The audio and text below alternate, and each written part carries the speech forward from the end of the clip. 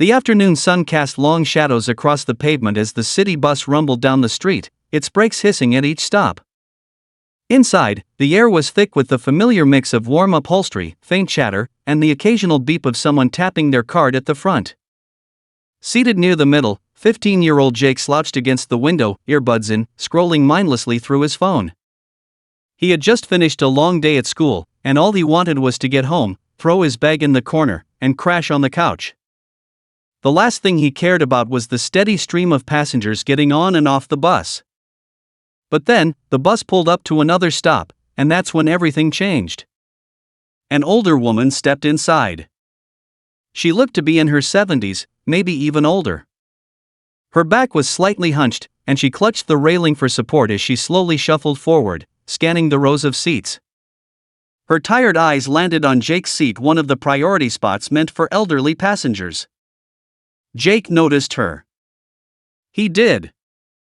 But he barely glanced up before shifting his gaze back to his phone. He was comfortable, and moving meant standing, holding onto those wobbly overhead bars, and dealing with the jerky stops and turns of the bus.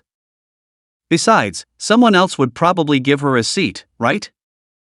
The bus driver glanced in the rearview mirror, his expression unreadable. A few other passengers threw quick glances at Jake, but no one said anything. The woman sighed, gripping the pole a little tighter as she swayed with the motion of the bus. Jake could feel the tension thickening in the air, but he ignored it. It wasn't his problem. At least, that's what he thought. Then, just as the bus jolted forward, he felt a strange sensation like someone watching him. Not just a casual glance, but something deeper. A stare that burned into him, making the hairs on the back of his neck prickle. Slowly, he looked up.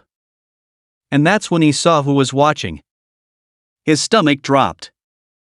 Suddenly, the seat didn't feel so comfortable anymore. The weight of the stare was impossible to ignore. Jake's grip tightened around his phone as he hesitated, his pulse picking up speed. He wasn't sure why, but something about the way he was being watched made his chest feel tight, like he'd just been caught doing something wrong even though he hadn't done anything. Not really. Slowly, his eyes scanned the bus, searching for the source of the gaze. It didn't take long to find it. Near the back of the bus, sitting just a few rows behind him, was a man. He was older, probably in his late 50s or early 60s, dressed in a dark jacket with the collar turned up. His face was lined with deep-set wrinkles, the kind that told stories of years of experience, of someone who had seen things that changed a person. But it wasn't the man's appearance that made Jake's stomach tighten.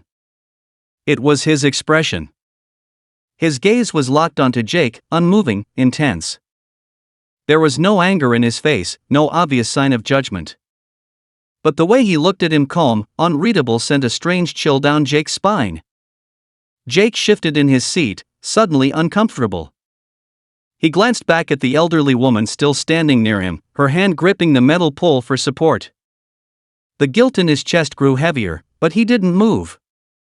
He wasn't even sure why. Maybe it was stubbornness.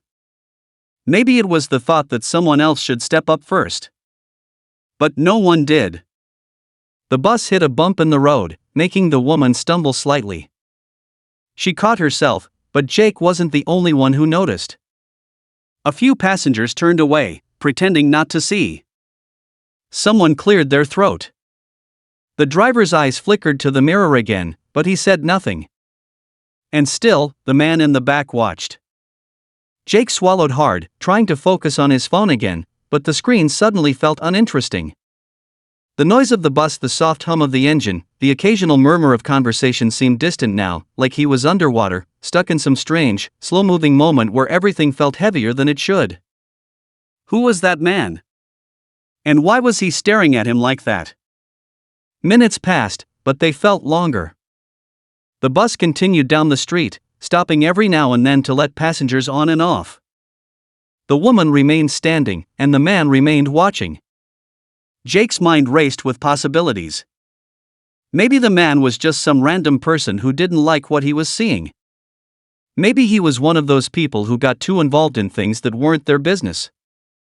Or maybe Jake's stomach twisted at the thought maybe he knew him. But how? Jake didn't recognize him. And yet, something about the way the man looked at him made him feel exposed. Finally, unable to take it anymore, Jake lifted his head and met the man's eyes directly. For a brief moment, neither of them moved. Then, the man did something unexpected. He nodded. Just once. Slow. Deliberate. And somehow, that single movement made Jake's chest tighten even more. What did that mean? Was it approval? Disappointment? A warning? Jake didn't know. But one thing was clear: this was no longer just about a bus seat. Jake's fingers curled around the edge of his phone, his palms suddenly damp. He couldn't shake the feeling that something was off, like he was caught in a moment much bigger than himself, but he didn't understand why. The man's slow, deliberate nod echoed in his mind, making his heartbeat quicken. The bus rattled on, the city passing in a blur outside the window. More passengers got on, some got off, but Jake barely noticed.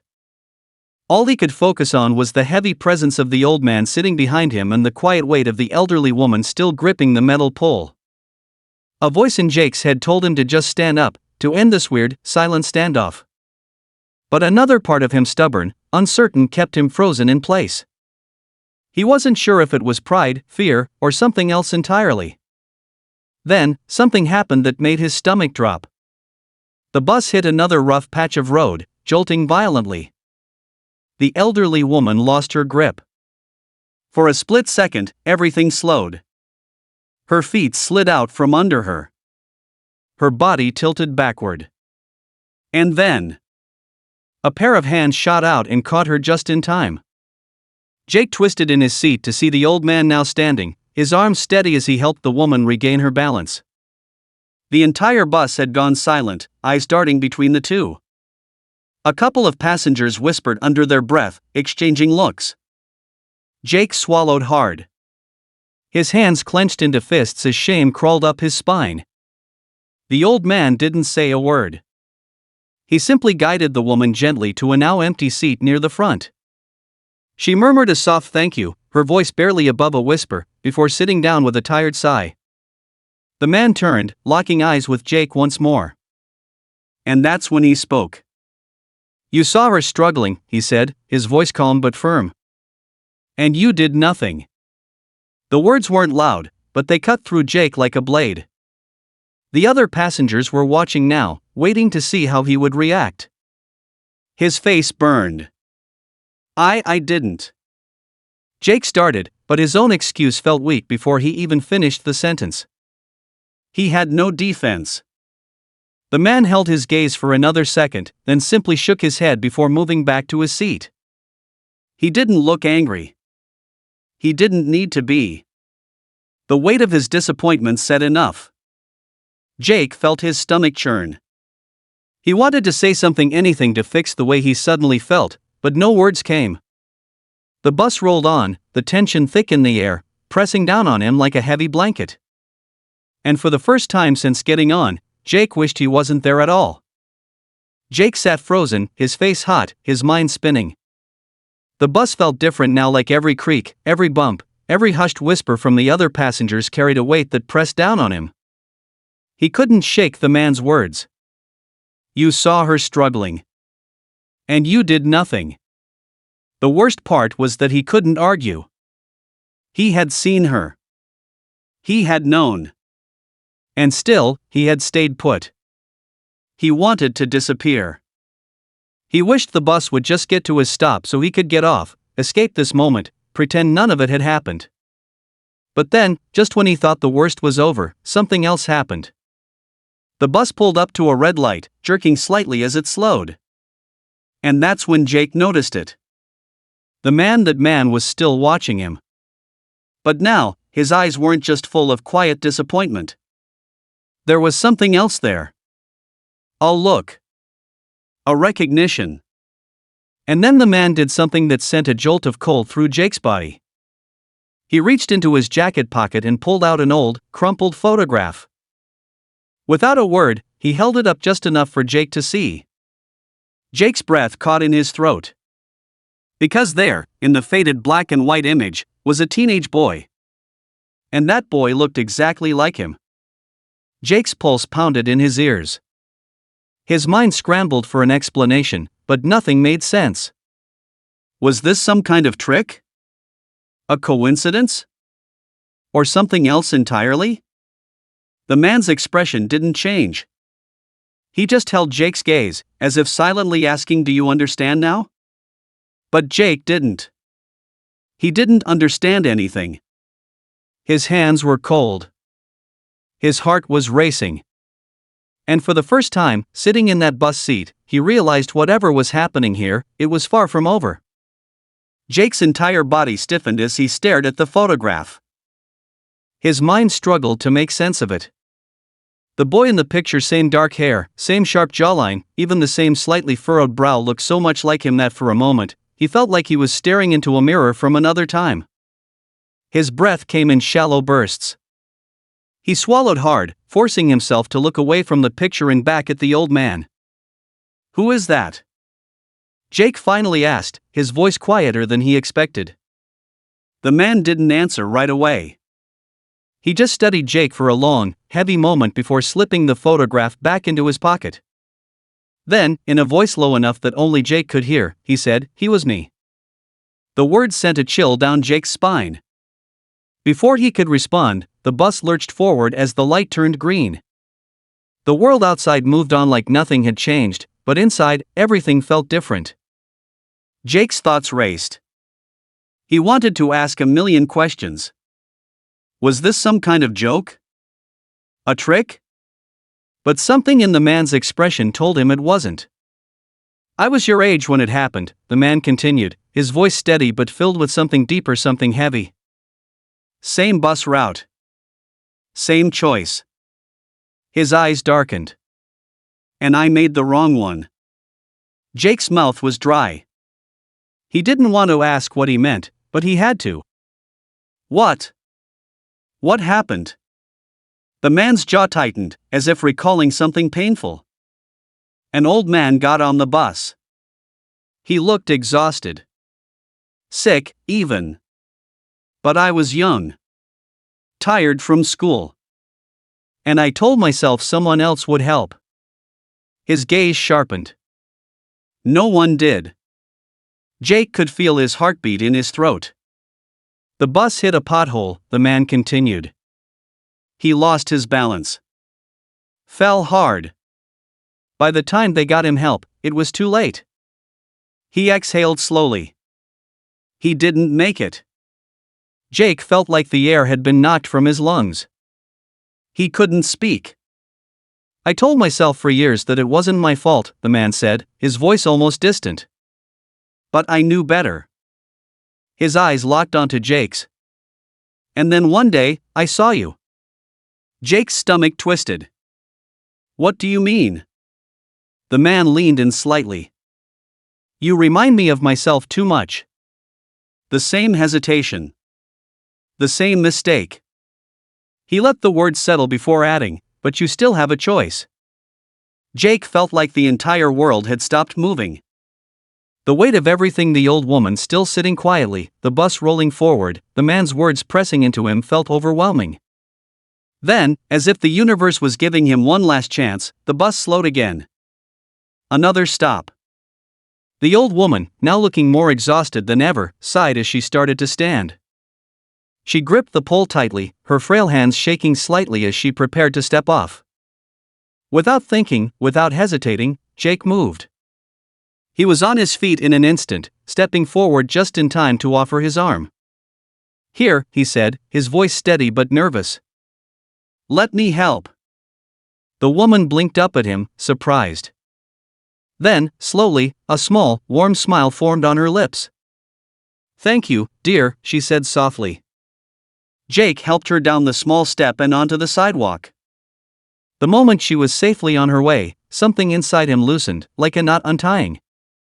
When he turned back, the bus doors were still open, but the old man was gone. Jake's chest tightened. He quickly scanned the seats, the aisle, nothing.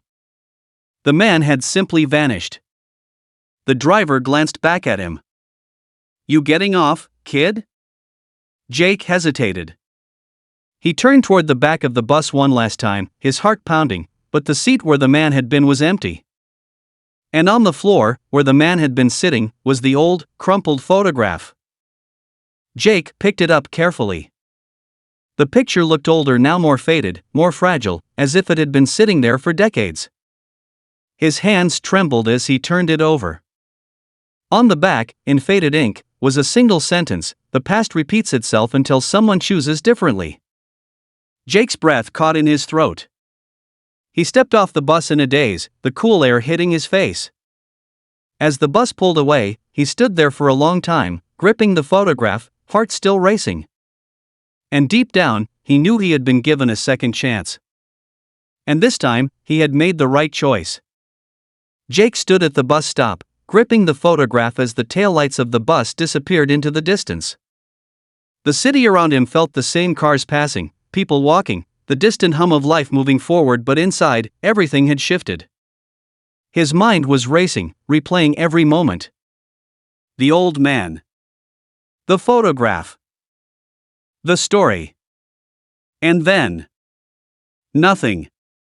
The man was gone. Just like that.